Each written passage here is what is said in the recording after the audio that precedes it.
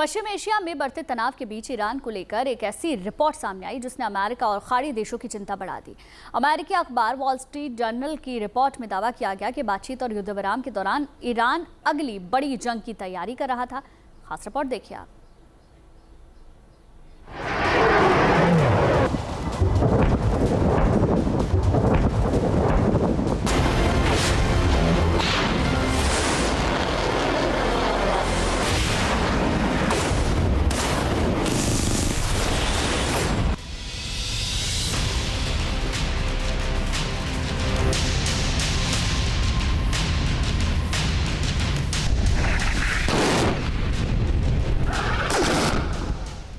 America के साथ 40 दिनों तक जंग लड़ने के बाद भी ईरान के हौसले कमजोर नहीं हुए हैं।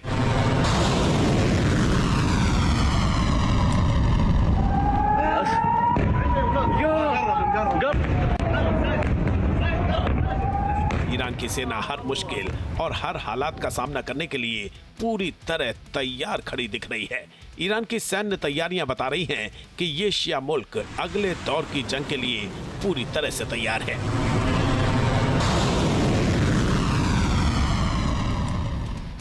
क्या ईरान ने अगले दौर की जंग की तैयारी पूरी कर ली है? क्या इस बार ईरान के समर्थन में रेड सी में हूती मोर्चा खोलेगा? क्या इराक और लेबनान के प्रॉक्सी संगठन भी सक्रिय होंगे? क्या सऊदी अरब और खाड़ी के ऊर्जा ठिकाने ईरान के निशाने पर होंगे?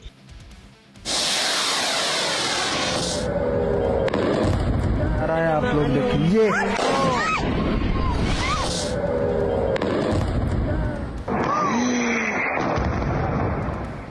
ये सवाल अमेरिकी अखबार वॉल स्ट्रीट जर्नल की एक रिपोर्ट के बाद उठ खड़े हुए हैं। दरअसल अमेरिका और ईरान के बीच बातचीत से समाधान निकालने की कोशिशों के परवान न चढ़ने की खबरों के बीच ईरान का कथित सीक्रेट वॉर प्लान सामने आ गया है। अमेरिकी अखबार वॉल स्ट्रीट जर्नल ने अरब देशों से मिली खुफिया जानकारी और इंटरसेप्ट की गई बातचीत के आधार पर तेहरान की रणनीति को लेकर बड़ा खुलासा किया है। रिपोर्ट के मुताबिक अमेरिका जिस अवधि को युद्ध खत्म करने और कूटनीति आगे बढ़ाने का मौका मान रहा था, उसी समय का इस्तेमाल ईरान के कट्टरपंथी नेतृत्व ने अगली बड़ी लड़ाई की तैयारी के लिए किया।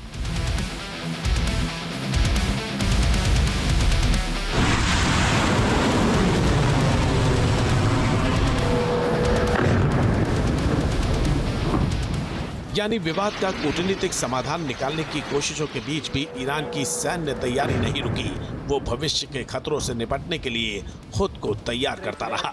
वॉल स्ट्रीट जर्नल की रिपोर्ट में ईरान की सैन्य तैयारियों के बारे में भी विस्तार से जानकारी दी गई है।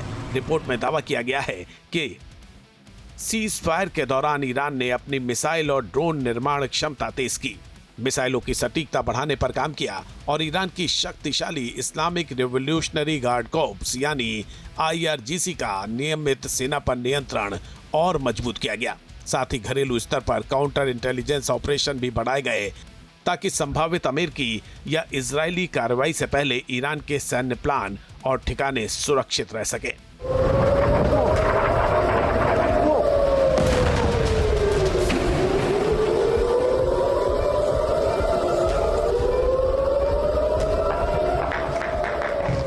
रिपोर्ट के मुताबिक ईरान की तैयारी सिर्फ अपनी सीमाओं तक सीमित नहीं रही। इस दौरान ईरान ने हूती, हिजबुल्लाह और इराकी रेजिस्टेंस फोर्स जैसे अपने प्रॉक्सी संगठनों को भी तैयार किया। वॉल स्ट्रीट जर्नल के मुताबिक इराक, यमन और लेबनान में IRGC के सलाहकारों को भेजा गया। प्रॉक्सी संगठनों को जरूरी हथियार और इंटेलिजेंस मुहैया कराए गए। यमन में हूती लड़ाकों के साथ मिलकर सऊदी अरब के खिलाफ संभावित बड़े हमले की तैयारी की गई। रिपोर्ट के मुताबिक ईरान ने हूती को सऊदी अरब के बंदरगाहों और ऊर्जा प्रतिष्ठानों से जुड़ी इंटेलिजेंस भी मुहैया कराई। रेड सी को देखते हुए मिसाइल, ड्रोन लॉन्चर्स और नौसैनिक हथियारों को रणनीतिक ठिकानों पर तैनात किया गया।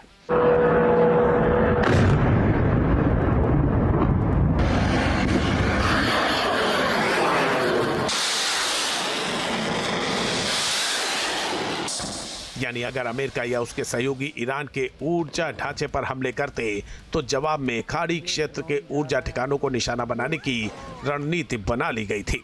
इतना ही नहीं, रिपोर्ट में दावा किया गया है कि ईरान ने खाड़ी देशों को उन ऊर्जा प्रतिष्ठानों की कथित सूची तक सौंप दी जिन्हें वो अमेरिका द्वारा ईरान के समान ठिकानों पर हमला किए जाने की स्थिति में निशाना बना सकता है। ईरान की तैयारी यहीं खत्म नहीं होती। रिपोर्ट के मुताबिक ईरान के विकल्पों में खाड़ी में मौजूद अंडर सी इंटरनेट केबल्स को नुकसान पहुंचाना, पड़ोसी देशों में शिया समुदायों के बीच अशांति का फायदा उठाना और यहां तक कि कुवैत में संभावित ग्राउंड ऑपरेशन भी शामिल है।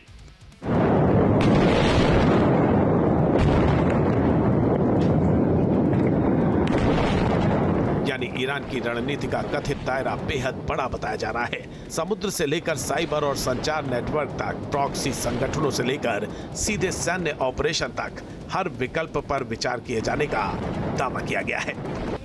संकेत साफ है कि वॉशिंगटन जहां पिछले 2 महीनों को युद्ध से कूटनीति की ओर बढ़ने का मौका मान रहा था, वहीं तेहरान के कट्टरपंथी नेतृत्व ने कथित तौर पर इसी अवधि को हथियार जुटाने, सैन्य ढांचे को मजबूत करने और अगली लड़ाई की तैयारी के लिए इस्तेमाल किया। अब जब बातचीत से समाधान की कोशिशें फेल होती दिख रही हैं, तो ईरान की IRGC के राजनीतिक मामलों के डिप्टी ब्रिगेडियर जनरल यदुल्लाह जावानी ने सीधे चेतावनी दी है कि दुश्मन को रणनीतिक सरप्राइज के लिए तैयार रहना चाहिए।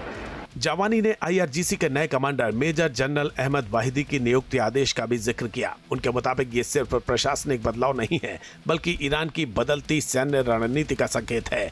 नई रणनीति का फोकस बताया गया है मैक्सिमम डिटरेंस, यानी सिर्फ हमले का जवाब देना नहीं, बल्कि संभावित खतरे को पहले ही निष्क्रिय करने की कोशिश करना।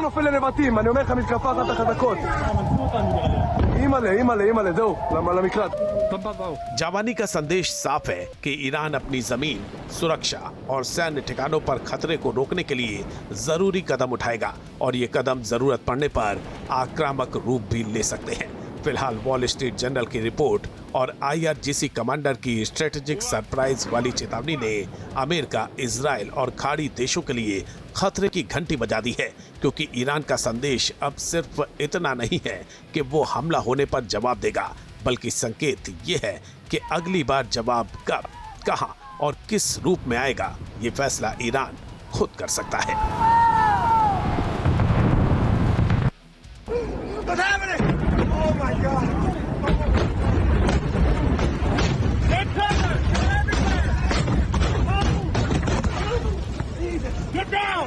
आपके मोबाइल पर तुरंत आएगी ब्रेकिंग न्यूज। स्क्रीन पर सबसे पहले दिखेगी बड़ी खबर, देश दुनिया की हर खबर एक जगह। अब आपके मोबाइल पर तुरंत फटाफट इंस्टॉल कीजिए न्यूज़ नेशन ऐप और रखिए खुद को अपडेट।